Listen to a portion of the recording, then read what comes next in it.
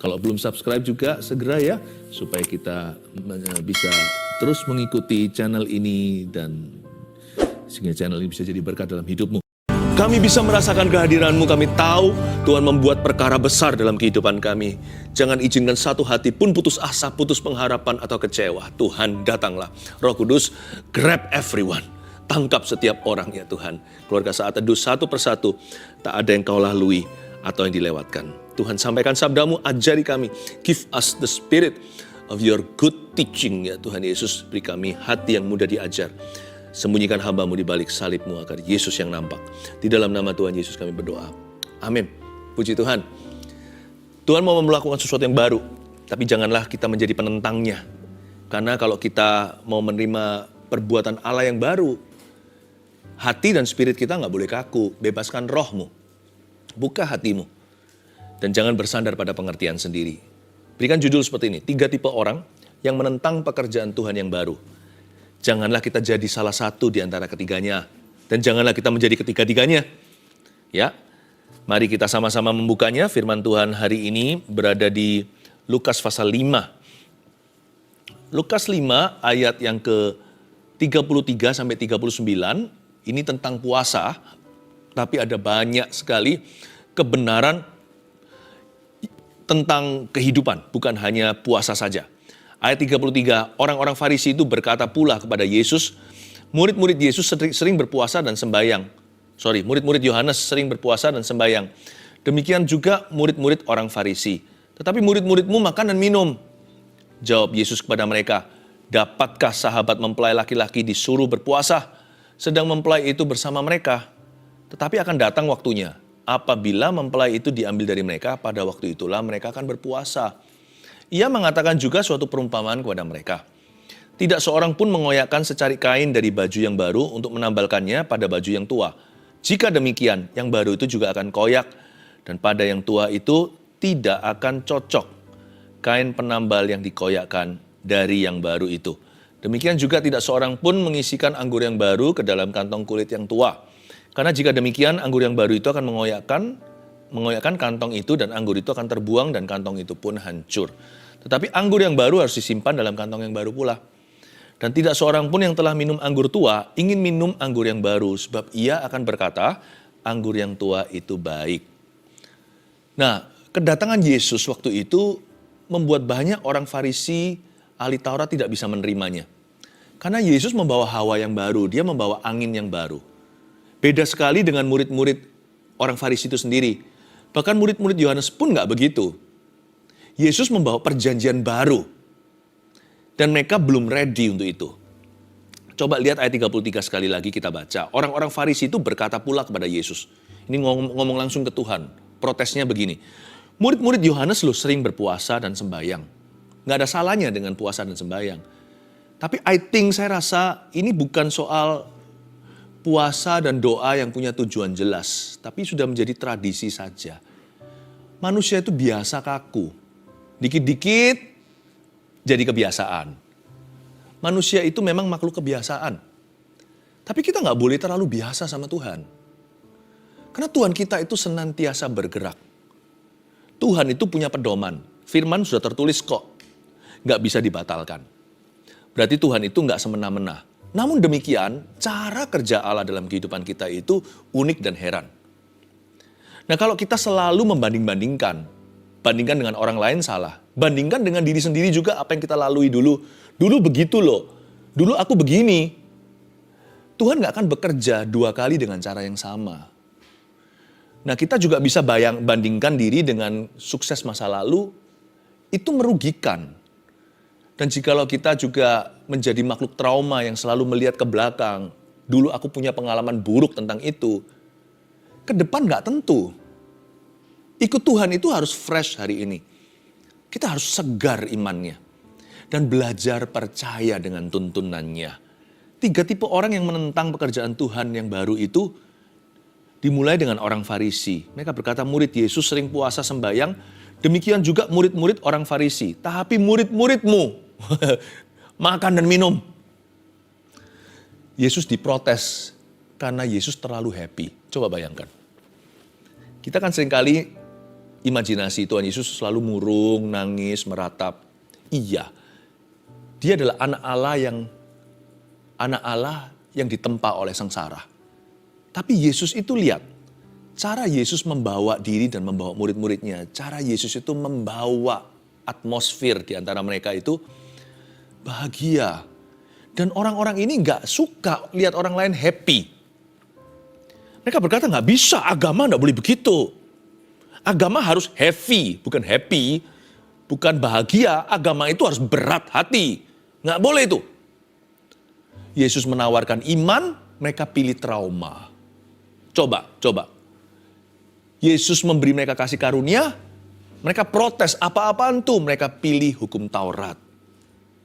Dan bukannya mereka memilih sukacita, mereka memilih berat hati. Gak heran ya, orang-orang yang sama ini nanti akan memilih Barnabas daripada Kristus. Mereka gak siap melihat sesuatu yang baru seperti Yesus Kristus itu. They were not ready.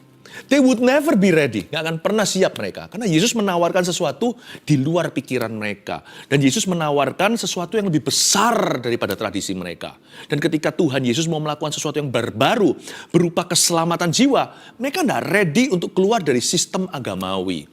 Mereka berkata, aku sudah lahir begini. Padahal Yesus itu adalah penggenapan hukum Taurat. Mereka masih pegang hukumnya. Penggenapannya tiba, mereka menolaknya. Karena mereka sudah berabad-abad demikian. Orang-orang seperti ini, mana bisa sih digarap lagi? Tanah hatinya udah terlalu kaku, terlalu keras. Udah gak bisa dibentuk sama Kristus. Sehingga Yesus berkata seperti ini, ayat 34, Yesus mencoba mencelikkan mata mereka. Jawab Yesus kepada mereka, dapatkah sahabat mempelai laki-laki disuruh berpuasa? Karena kalian itu kenapa sih, kata Tuhan? Apa salahnya sembahyang dan doa, puasa itu juga Tuhan ajarkan. Tapi sukacita itu juga datangnya dari Allah. Nah sekarang mereka itu bersama dengan aku tuh belum mati. Aku masih bersama dengan mereka, apa salahnya kalau mereka happy? Apa salahnya kalau mereka ekspresi? Tuhan itu sangat-sangat realistis. Manusia itu cenderung punya pandangan yang susah diubah. Tapi Tuhan itu gak mau kita begitu. Manusia roh kita harus memerintah. Tuhan mau kita itu Tuhan ingin kita menjadi orang yang mudah dibentuknya. Orang-orang yang gampang dituntun oleh Roh Kudus. Dan Tuhan Yesus tidak harus sungkem dengan cara manusia kalau mau bekerja dalam kehidupan seseorang. Jawab Yesus pada mereka, dapatkah sahabat mempelai laki-laki disuruh berpuasa sedang mempelai itu bersama mereka? Tetapi akan datang waktunya apabila mempelai itu diambil dari mereka. Nanti mereka akan berpuasa. Nanti mereka semua akan berdoa. Nanti mereka semua akan sembahyang. Coba ya, tipe ke-1 orang yang suka menentang pekerjaan Tuhan yang baru adalah orang keras. Yang tidak suka segala perubahan atau apapun yang baru. Orang seperti ini susah ngikut Tuhan. Jikalau mereka pernah ikut Tuhan, ya sudah sampai situ doang. Hanya sekian, sampai sana saja. Tuhan gak bisa memperkenalkan sesuatu yang baru lagi kepadanya. Ya. Dunia orang seperti ini itu sempit. Pokoknya kalau tidak cocok sama dia, hal itu gak ada. Seolah-olah Tuhan pun atau Allah harus menyesuaikan dirinya dengan mereka. Orang-orang seperti ini adalah orang-orang yang keras. Maunya gitu. Aku memang begitu, mau apa lu? Gitulah bahasanya. Aku dari dulu ya begini. Gak ada yang bisa ubah aku. Nah, orang kalau sudah skakmat dirinya, orang itu akan berhenti mengikut Kristus sekalipun dia beragama Kristen sekalipun. Karena kita gak ikut agama ya, kalau kita ikut Tuhan itu, kita ikut pribadi. Dan pribadi itu senantiasa bergerak. Makanya Yesus gak bisa dipatungkan kan. Lalu kita sembah Yesus di sana. Makanya itu Roh Kudus diberikan kan, dia maha hadir. Roh Kudus itu seperti air, seperti angin. Bukan berarti tidak ada pedoman, bukan berarti tidak ada ketetapan, jangan salah. Allah itu tertib. Tapi yang dimaksudkan tertib seringkali, definisi di dalam hati banyak orang yang menentang perubahan. Tertib itu maksudnya mati, tertib itu maksudnya kaku. Enggak, tertib itu kebenarannya berlaku, tertib itu prioritasnya jelas. Tertib itu buahnya tidak diragukan lagi. Kalau Yesus yang bekerja pasti terbukti. Bukan orang yang asal-asal klaim, oh ada Roh Kudus di sini. Namun demikian ada banyak orang yang sudah nggak mau Roh Kudus-Roh-Kudusan. Bagi dia Roh Kudus hanyalah sebuah teologia, sebuah doktrin saja, atau sebuah bahan perdebatan. Dia bisa bicara seputar Roh Kudus tapi nggak pernah mau Roh Kudusnya. Orang seperti itu orang yang keras. Orang keras sudah nggak bisa lagi mengalami pekerjaan Tuhan berikutnya. Orang itu sudah menjadi apa? Menjadi seperti istri Lot, menjadi seperti tiang garam. Dia sudah tidak bisa menjadi garam dunia. Dia sudah nggak bisa menggarami apa-apa. Dia sudah jadi tiang garam aja. Dia menjadi mantannya Tuhan. Orang yang keras itu sebenarnya orang yang sombong atau orang yang angkuh. Mereka menolak kita, jangan bilang mereka lah, jangan tuding orang lain. Kita seringkali begitu, makanya selalu harus dilembutkan kan oleh hadirat Tuhan. Mengapa sih kita memuji menyembah? Kenapa saya selalu praise and worship? Supaya hati saya itu loh diluluhkan. Karena manusia itu hatinya mudah mengkristal. Roh kita, daging kita itu gampang mengerak. Seperti nasi yang kering di dalam wajan. Orang keras itu susah dibentuk lagi. Karena hati mereka angkuh. Mereka nggak mau belajar lagi. Seringkali kita sudah menjadi orang seperti ini. Kita menjadi orang yang merasa been there, done that, know everything. Pernah lakukan ini, aku sudah tahu. Nggak perlu belajar apa-apa lagi. Orang yang seperti itu merasa dirinya sudah arrive atau sudah tiba. Orang seperti itu nggak bisa dibawa ke tempat yang baru oleh Kristus. Makanya yang rugi sebenarnya bukan Tuhan. Yang rugi adalah kita kalau kita mengeraskan hati. Makanya itu seringkali. Makanya kalau hati itu jangan diizinkan lebih dari 2 hari. Tiap hari masuk hadirat Allah. Pagi hari sapa Yesus dulu. Kita saat teduh secara pribadi, sekarang juga ada Rabu dan Sabtu secara bersama-sama kita masuk hadirat Tuhan. Supaya hati kita itu dilembutkan. Kalau Allah mau bekerja, Allah itu selalu bekerja sama dengan hati kita dulu. Kalau hati kita udah keras, mau kerja sama apa sama Tuhan? Ya, karena Tuhan kita nggak bisa paksa. Kalau dipaksa nanti malah koyak. Kalau dipaksa malah robek hidup ini. Tapi kalau Tuhan bekerja selalu mulai dari hati. Makanya hati jangan pernah mengeraskan. Jangan pernah mengeraskan hati ya. Orang keras yang gak suka segala perubahan atau apapun yang baru. Do you fit that category? Coba renungkan. Apakah Anda dan saya cocok dengan kategori itu? Aku adalah orang yang keras. Yang gak suka segala perubahan. Atau apapun yang baru. Kalau Anda adalah, kalau itu sebutan itu cocok untuk dirimu, bertobatlah segera sebelum terlambat. Mari kita lihat ayat 36 sekarang. Ia mengatakan juga suatu perumpamaan kepada mereka. Tidak seorang pun mengoyakkan secari kain dari baju yang baru untuk menambalkannya pada baju yang tua.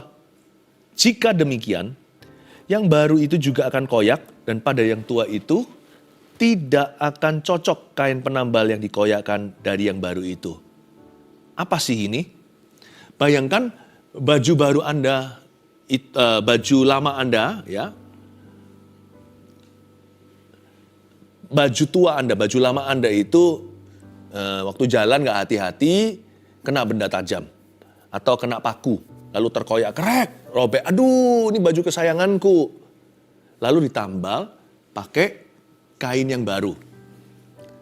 Kan nggak mungkin Anda potong kain yang lama kecuali mungkin baju yang mau dibuang. Tapi biasanya kain yang baru lalu ditambal. Ditambal dengan itu merusak baju yang lama. Kenapa? Karena waktu ditambalkan, kain yang baru itu pasti akan menyusut. Makanya kalau kita beli jeans lebih panjang, setelah kita pakai berapa minggu, dia lebih pendek. Makanya kalau kita beli celana, jangan sampai panjangnya pas-pasan. Nanti cingkrang. Agak sedikit panjang. Saya tahu karena saya ini anak Taylor. Nah kalau agak lebih panjang begitu, nanti setelah cuci berapa kali, dia menyusut. Nah jikalau kain yang baru itu ditambalkan pada baju tua, baju kesayangan Anda yang kena paku, kalau dia menyusut, dia menarik kain yang lama, malah robeknya lebih besar. Justru baju kesayangan Anda akan koyak. Maksudnya apa ini?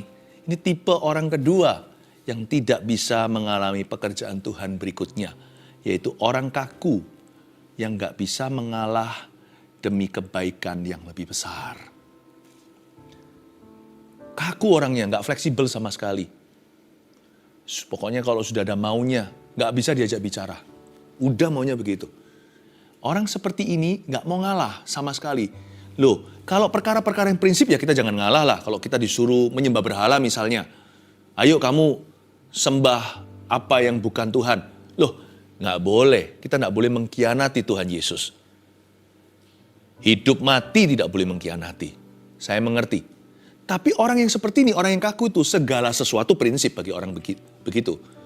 Orang kaku itu gak bisa ngalah sama sekali.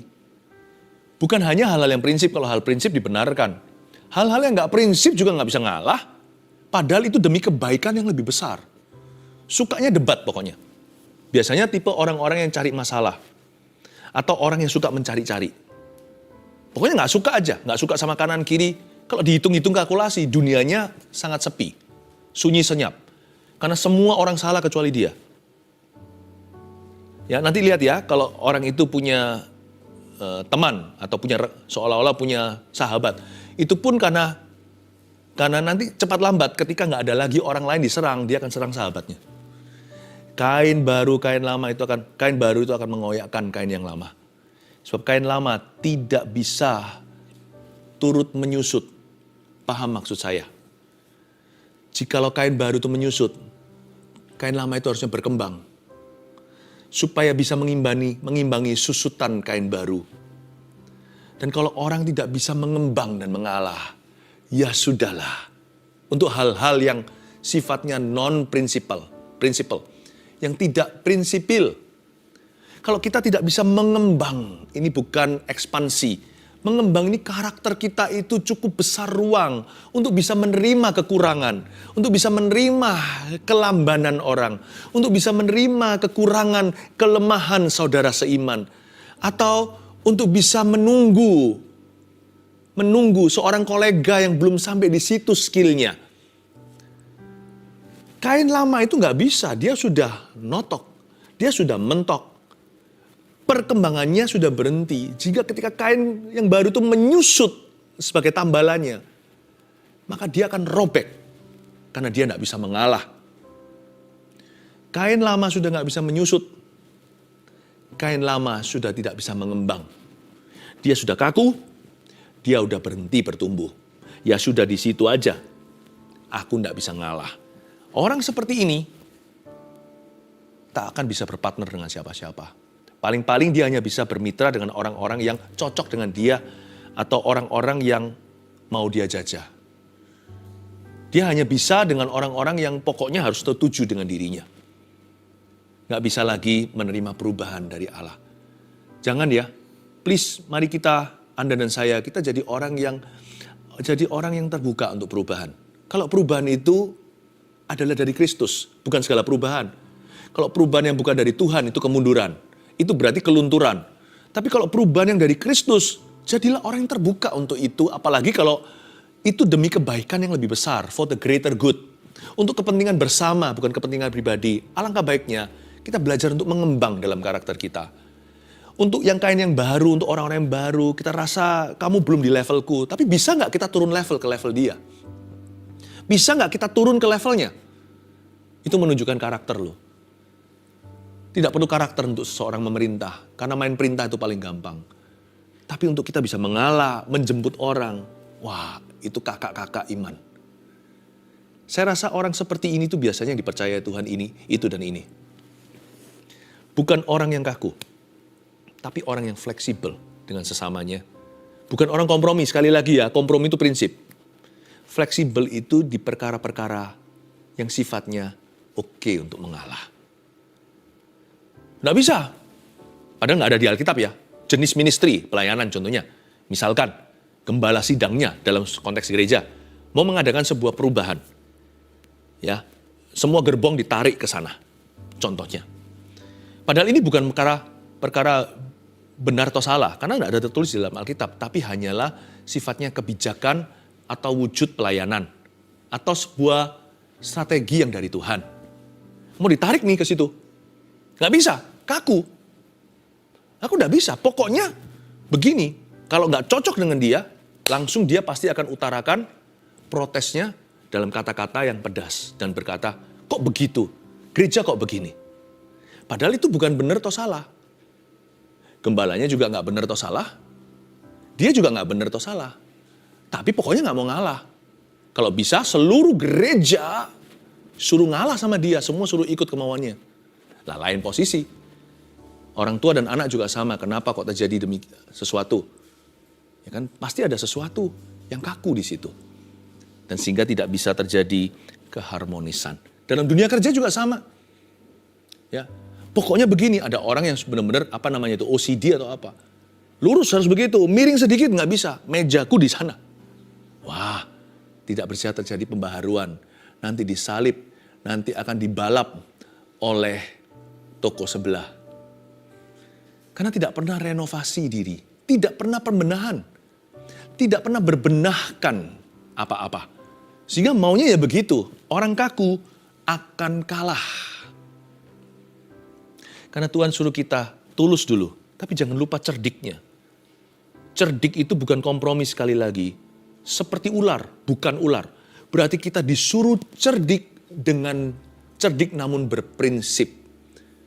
Tapi banyak orang mentang-mentang punya prinsip, kaku mati. Seperti seolah-olah rohaninya sudah dikanji. Susah kan digigit? Kebanyakan kanji masakannya. Dagingnya pun membuat semua gigi mental semua. Ada orang tertentu sudah tidak bisa dikunyah. Tidak bisa diproses oleh Allah. Jangan kaku ya. Kalau Anda mau masuk ke dalam pekerjaan Tuhan yang lebih besar, next year, jangan kaku dalam pekerjaan, jangan kaku dalam pelayanan, jangan kaku dalam hidup bersama, jangan kaku dalam keluarga, jangan kaku dalam rumah tangga. Be negotiable. Yang bisa diajak bicara, diajak negosiasi. Kalau hal-hal itu bukan soal prinsip atau kompromi. Nah, lalu yang berikutnya yang terakhir kita melihat sekarang ayat yang ke-37. Oh, sebelumnya ya, tadi sebelumnya itu ada kata tidak akan cocok kan. Kain itu tidak akan cocok pada pakaian yang tua. Nah, saya senang ini, ada orang tertentu yang tadi nggak cocokan sama orang. Udah nggak cocokan deh sama orang. Ini nggak cocok, itu nggak cocok. Lama-lama kita mikir, itu orang lain nggak cocok sama dia atau dia yang nggak cocok sama seluruh dunia. Saya ngomong begini kalau ada yang tersindir, saya nggak nyindir siapa-siapa loh. Saya betul-betul hati saya itu masuk hadirat Tuhan, beri firman gitu itu plong hati dan polos-polosan. Saya menyampaikan semua itu seperti senapan mesin mulut saya itu diisi peluru-peluru firman. Yang keluar kata-kata hikmat begini, tidak ada satupun yang terpikirkan. Saya bahkan tidak tahu kalimat berikutnya ini apa. Saya hanya tahu poin 1, 2, 3, sudah disiapkan untuk Anda dan ini adalah ayatnya. Jadi kalau ada yang merasa, loh kok aku seperti dikuliahi, seperti dibicarakan, seperti sekarang bicara langsung kepada kita, kepada Anda secara pribadi, jangan lupa ya, ada faktor R di sini dengan R huruf besar, Roh Kudus. Mari kita terbuka hatinya. Tujuan akhir daripada apa yang saya sharingkan ini adalah supaya Anda bisa bergulir dalam rencana Allah. Supaya rencana Tuhan semakin sempurna dalam kehidupan kita. Ayat 37, demikian juga tidak seorang pun mengisikan anggur yang baru ke dalam kantong kulit yang tua. Nah sekarang anggur. Karena jika demikian, anggur yang baru itu akan mengoyakkan kantong itu dan anggur itu akan terbuang dan kantong itu pun hancur. Nah sayang kan anggurnya, anggur kan mahal. Anggur yang murah aja mahal. Nah ini maksudnya apa? Ini tipe orang ketiga. Tulis dulu, orang yang stagnan. Orang stagnan yang tidak mau berkembang demi perkara yang besar. Orang stagnan. Jadi dia sudah nggak mau bertumbuh. Udah cukup bagiku. Enough is enough. Ayo dong belajar sesuatu yang baru. Nggak mau lah, aku udah umur berapa. Umur itu hanya angka. Memang betul sih, ada waktunya manusia itu paling cepat belajar. Makanya itu usia belajar itu kecaplah pendidikan. Kalau memang belum waktunya, apalagi orang tua mampu, kejarlah pendidikan dengan baik, jangan malas-malasan. Kalau hari-hari ini online gitu, Zoom dan sebagainya, jangan terus tidur-tiduran. Itu waktu berharga, itu waktumu sedang hangus. Setiap kali tambah tahun, dan ada orang-orang menyanyikan happy birthday to you, menurunlah IQ belajarmu.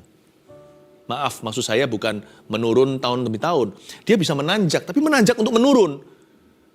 Mungkin di usia belasan tahun hingga 20 sekian itu masih menanjak kan. Nanti umur 40, udah menurun. Anda itu sudah ditakdirkan ke arah menurun untuk terima sesuatu yang baru. Makanya belajar yang sungguh-sungguh. Waktumu itu di countdown sama tubuh atau sama otak kita. Jangan sampai kita itu asal-asalan. Ya. Makanya itu bahasa misalkan.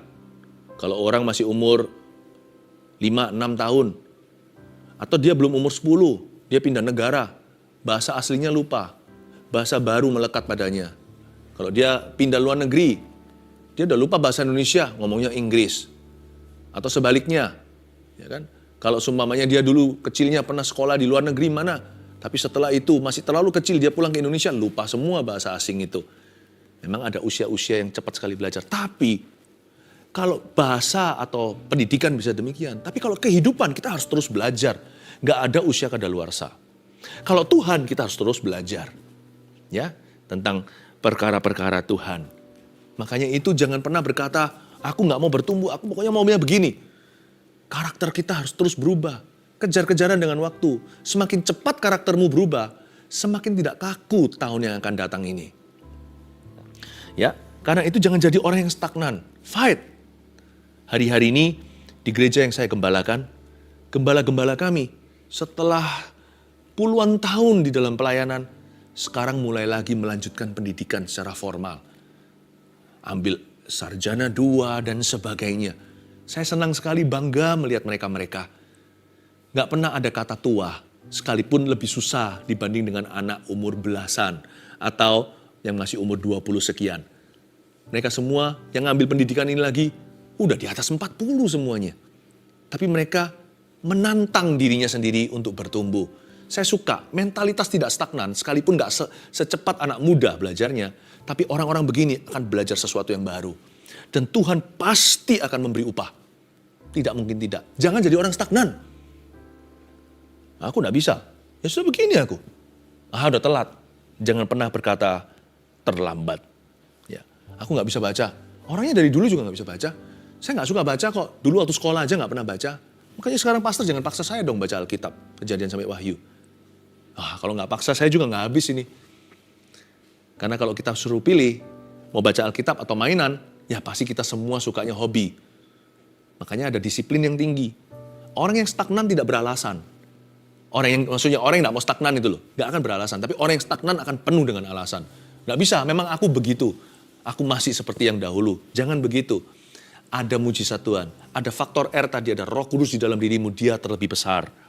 Ya, anggur itu akan terbuang. Kenapa sih? Saya tunjukkan ya. Itu kirbat yang lama, kantung anggur yang lama itu, dia itu sudah gak bisa berkembang seperti kain tua. Seperti baju kesayangan Anda itu, baju lama itu. Nah, ketika dimasukkan anggur yang baru, jangan lupa, anggur baru itu belum selesai proses fermentasinya. Jadi dia masih ada semacam gasnya. Misalnya soda, ya kan? Masih ada gasnya itu. Dan itu membuat akhirnya serat-serat dari kirbat itu harus mengembang. Karena gasnya anggur itu, anggur baru itu masih terus fermentasi. Dan serat-serat itu jikalau sudah tidak mau lagi bertumbuh atau berkembang ke kiri kanan, itu akan jebol, anggurnya semua tumpah. Apapun yang Tuhan mau berikan dalam hidup Anda, perkara ilahi yang besar dan perkara baru. Kalau sifat kita itu beralasan dan kita selalu punya excuse, aku tidak mau berubah, aku tidak mau bertumbuh, aku ya begitu. Orang yang stagnan dan tidak mau berkembang lagi, dikasih Tuhan perkara yang baru juga percuma. Jebol nanti hidupnya dan orang lain dirugikan. Karena itu tolaklah untuk menjadi orang stagnan. Ya. Nah, orang yang seperti ini tidak bisa bertumbuh lagi. Ayat 39 terakhir, dan tidak seorang pun yang telah minum anggur tua ingin minum anggur yang baru, sebab ia akan berkata anggur yang tua itu baik. Nah, Tuhan Yesus menjelaskan sekarang ada urapan untuk melawan. Orang yang minum anggur tua, Ini bukan anggur lama ya. Anggur lama apalagi kalau disimpan di temperatur yang salah, nanti akan ada kerak-keraknya, dan itu nggak baik, dan itu jadi anggur rusak, anggur lama yang tidak dijaga. Anggur tua ini yang dijaga di temperatur. Misalnya di luar negeri, kita pernah baca magazine, mungkin majalah, gimana mereka simpan anggur itu di bawah tanah, disimpan di temperatur tertentu, disimpan di sebuah cellarnya. Wah, itu tambah lama, tambah tua, tambah mahal. Ya, bahkan ada anggur yang harganya itu sampai nggak masuk akal. Dari tahun berapa, 1900 berapa. Wah, orang yang sudah minum anggur tua, tidak mau minum anggur baru, karena anggur baru masih kasar. Kalau dicicip dengan lidah mereka yang expert atau yang ahli, ini anggur yang murah. Maksudnya Yesus apa ini? Tiba-tiba kok berubah haluan bicaranya. Maksudnya gini loh, anggur tua tidak sama dengan anggur lama. Kalau Anda dan saya bukan menolak jadi orang keras, tapi kita terus lembutkan hati, dan kita terima segala perubahan yang datangnya dari Tuhan, asal dari Tuhan. Apa yang merupakan buah-buah kebenaran. Dan Tuhan kalau mau mendatangkan sesuatu yang baru, Anda lembutkan hati terus, lama-lama urapanmu menjadi urapan yang tua. Hidupmu jadi semakin mahal. Bukannya jadi orang yang kaku. Anda jadi orang yang fleksibel, tahu kapan kita berkata no negosiasi, kapan kita mengalah demi kebaikan yang lebih besar. Lama-lama wibawa Anda bertambah, anggur Anda menjadi tua, urapan Anda jadi mahal. Kalau Anda tidak menjadi orang stagnan, seperti gembala-gembala yang tadi saya sampaikan, pastor-pastor, pendeta-pendeta di gereja yang saya gembalakan. Mereka terus belajar, sesuatu yang baru terus. Bahkan sekarang kuliah mereka umur 40 sekian baru belajar bahasa Inggris sungguh-sungguh sebagai first language atau sebagai bahasa pertama, bahasa ke-1. Wow! Orang yang terus melawan arus, aku gak mau stagnan, aku mau tumbuh pokoknya. Tapi saya sudah umur 60, baru aja banyak sekali orang umur 60 yang mulai jadi cell group leaders di gereja kami. Aku gak mau menjadi orang tua, apalagi bangka. Usia bisa lanjut, tapi aku tidak harus menjadi lansia. Aku harus menjadi menjadi anggur yang tua. Wah, mereka melayani Tuhan. Kalau Anda terus melawan keinginan Anda untuk berhenti bertumbuh dan terus bertumbuh malahan, lihat ya nanti, akan ada buah-buah baru di dalam hidupmu dan pelayananmu, dalam pekerjaanmu, yang Anda tidak sangka, tidak duga, di usia sekian Anda bisa berkembang demikian. Anda bisa mengembang ke kanan, ke kiri, dan keturunanmu memperoleh bangsa-bangsa. Ini maksudnya, ada urapan yang berlawanan. Tulis sekarang 3 tipe orang ini, yang kita review lagi, yang menentang pekerjaan Tuhan yang baru. Jangan jadi begitu, oke? Jadilah lawan katanya. Yaitu yang 1, orang keras, yang tidak suka segala perubahan atau apapun yang baru. 2, orang kaku yang tidak bisa mengalah demi kebaikan yang lebih besar.